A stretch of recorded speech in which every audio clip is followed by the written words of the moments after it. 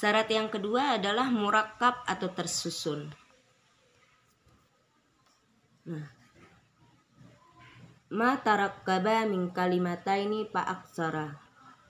Dikatakan tersusun adalah ucapan yang tersusun atas dua kalimat atau lebih. Ma tarakkaba, apa yang tersusun, min kalimataini, dari dua kalimat, fa aksara atau lebih. Ya. Nah, contohnya Zaidun qaimun. Zaid qaimun, ini dua lapas. Allahu Akbar, dua lapas, Allah dan Akbar. Subhanallah, ini dua lapas, kata subhana dan Allah. Nah, ini disebut dengan tersusun. Tersusun dari dua kalimat atau lebih, maka ini disebut dengan murakkab. Jadi kalau satu kalimat saja, misalnya Allah saja, lapas Akbar saja, belum dikatakan murakkab. Ya, jadi harus kalau dalam bahasa Indonesia disebut dengan sepatah kata. Allah Maha Besar, Allah Maha Besar. Zaid berdiri, harus sepatah kata, ya. Nah, ini syarat yang kedua adalah murakkab. Selanjutnya ada syarat yang ketiga, dikatakan kalam itu harus mufid, bermakna. Nah, yaitu ma apada faidatan yahsunu sukutu minal mutakallimi wassami'i alaiha.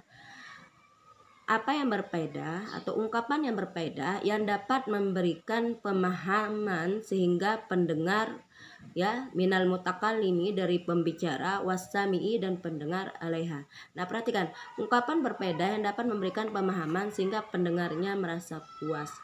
Nah, jadi dikatakan faedah, ya, kalimat itu selain kalimat kalam itu harus lapas, juga harus tersusun, murakkab, dan juga mufid, yaitu berfaedah. Berfaedah maksudnya dimana apa yang diucapkan itu harus memiliki makna yang jelas, sehingga jika pembicara berbicara, dimana yang dilawan berbicara atau pendengar, yaitu dia itu harus sukut, diam, berarti dia itu paham atas apa yang disampaikan kepadanya. Nah, jadi harus mufid. Contoh, Zaidun qaimun, Zaid berdiri. Ini sudah mufid. Zaid berdiri maksudnya ya Zaid berdiri, itu sudah bisa dipahami. Nah, misalnya ada kaifa halu Zaidin, bagaimanakah keadaan Zaid? Maridun, sakit. Nah, kata maridun ini jawaban dari kaifa halu Zaidin, bagaimana keadaan Zaid. Nah, jadi kalimat ini bisa dipahami. Nah, namun ada kalimat yang tidak dipahami, misalnya dia itu murakkab namun tidak mufid. Contohnya, ya, inqama Zaidun, jika Zaid berdiri. Nah, jika kalimat ini hanya diucapkan sampai di sini, jika Zaid berdiri. Nah, jika tidak ada penjelasan selanjutnya, maka kalimat ini belum mufid, masih menimbulkan tanda tanya. Maksudnya apa? Jika Zaid berdiri bagaimana? Apa? Nah, misalnya jika inja'a abi, apabila ayahku datang. Nah, jika kalimat ini diucapkan hanya sebat sampai di situ, maka masih belum menimbulkan makna yang jelas atau mufid, belum mufid. Kecuali kalimat ini dijelaskan lebih lanjut, baru dia akan mufid. Misalnya, inqama Zaidun qumtu, jika Zaid berdiri, aku pun berdiri. Apabila Zaid berdiri, aku pun berdiri. Nah, jika seperti ini, kalimat ini udah mufid, ya. Jadi kalimat itu harus mufid, harus memiliki makna yang jelas, sehingga jika diucapkan maka pendengar akan diam karena paham, bukan menimbulkan pertanyaan atau kebingungan. Nah, inja'a abi, jika ayahku datang, fa'ukrimhu, maka akan kuhormati dia. Maka ukrimhu, aku akan menghormatinya. Nah, akan kuhormati dia. Nah, ini sudah jelas. Jika ini diucapkan secara lengkap seperti ini akan mufid dia. Nah, jadi syarat kalam itu harus suara yang mengandung bagian daripada huruf hijaiyah, terus harus murakab, tersusun ya. Karena kalau cuma satu kata itu belum bisa dipahami, harus tersusun minimal dari 2 kata kayak tadi ya. Nah, selanjutnya harus juga mufid, harus memiliki pemahaman yang jelas, makna yang jelas ya, sehingga bisa dipahami oleh pendengar. Selanjutnya ada yaitu wada. Syarat yang keempat yaitu kalam itu wada, yaitu di mana lapas itu diucapkan yaitu dengan menyengaja, dengan maksud tertentu, dengan tujuan tertentu ya. Nah, menjadi ini wada yaitu ja'lul labzi dalilan ala maknan, menjadikan lapas agar menunjukkan suatu makna pengertian, dan pembicaraannya disengaja serta dengan menggunakan bahasa Arab, sebab ilmu nahwu ini membahas kaidah bahasa Arab.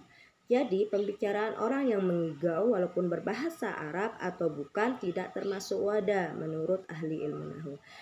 Nah,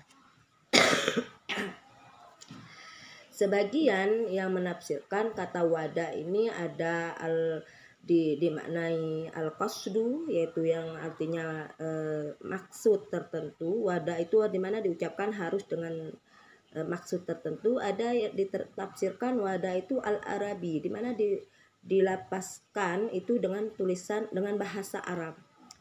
Nah, ini dua-dua bisa ditafsirkan benar, karena kalau tidak berbahasa Arab tentunya orang Arab tidak akan paham ya, tidak akan dipahami.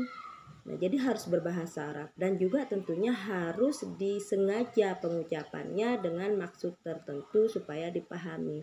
Kalau tidak disengaja berarti itu tidak wada, karena tidak akan bisa dipahami.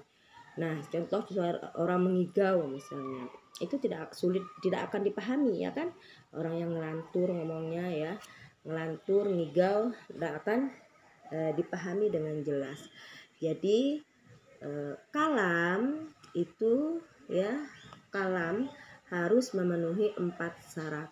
Yang pertama adalah tadi satu, harus lapas. Nah, kalam dalam bahasa Indonesia disebut dengan kalimat ya, dalam bahasa nahwu, dalam bahasa Arab disebut dengan kalam.